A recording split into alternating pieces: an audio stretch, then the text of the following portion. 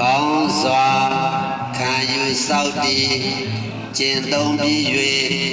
တန်ဃာတော်အရှင်သူမြတ်တို့ကရုပ်ပတ်တော်ပရိတရားတော်များကိုရိုးရိုးသေးသေးလေးလေးစားစားနာကြပါ၏အရှင်ဘုရားတပည့်တော်များသည်ယနေ့ယခုရှင်ပြုယဟန်ခံတိခါတာအစရှိသောကုသိုလ်ကောင်းမှု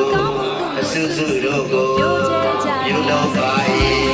သံဃာတော်အရှင်သူမြတ်တို့ဟာမိမိဒီစွမ်းစကားတရားချင်းကြွားရောက်ရကြလို့တော့အပရိသတ်တို့ဟာဝေဝေအဲ့ခံတရားချင်းအစရှိသောကုသိုလ်ကောင်းမှုတို့ကိုပြုလုပ်ပါ၏အားထုတ်ပါ၏အရှင်ဘုရားဤကုသိုလ်တို့သည်တပည့်တော်တို့အသက်ရှိစွာအနာမဲ့ကြီးဉာဏ်မေကင်းကြောင့်ကောင်းမှုမင်္ဂလာဖြစ်ပြီးလေနိဗ္ဗာန်ဤ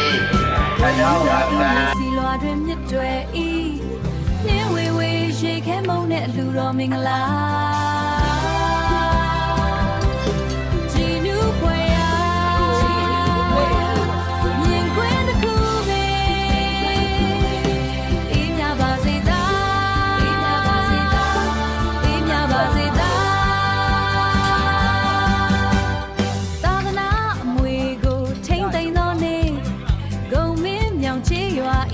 စာမျက်နှာ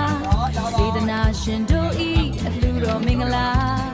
နောင်တစ်ပေါင်းများစွာတည်ရန်ပါစေသာຫນွေကိုအေးစေသောဒါနာနင်းဝေဝေနဲ့အလှတော်မင်္ဂလာ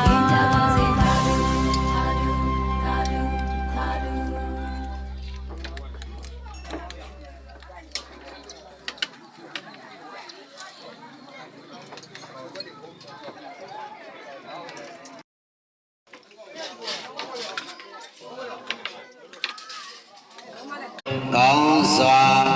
ခံယူစောင့်တည်ကျင့်သုံးပြီး၍တန်ဃာတော်